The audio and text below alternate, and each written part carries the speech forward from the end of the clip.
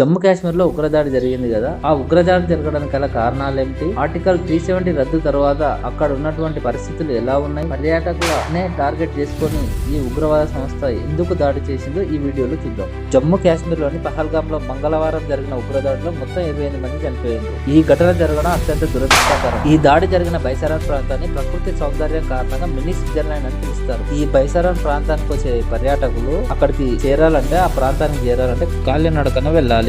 ప్రకృతి అందాలను చూసి పరవశిస్తున్న పర్యాటకులపై పాశవిక దాడి జరిగింది. ఈ ఉగ్ర దాడి జరిపింది పాక్ కేంద్రంగా పనిచేసే లష్కర్-ఏ-తోయిబా అనుబంధ సంస్థ అయినటువంటి రెసిస్టెన్స్ ఫ్రంట్ అనే ఉగ్రవాద సంస్థ.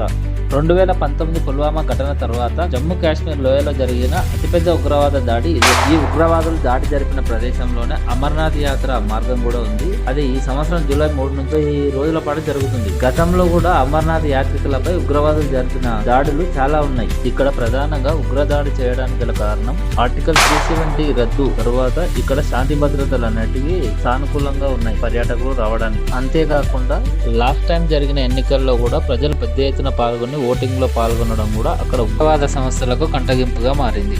అదే విధంగా ఇక్కడ పర్యాటక రంగం అనేది పెద్ద ఎత్తున విస్తరిస్తుంది. అక్కడ వచ్చేటువంటి ఆదాయాన్ని దెబ్బతీయడానికి ఈ ఉగ్రవాద దాడి జరిగింది.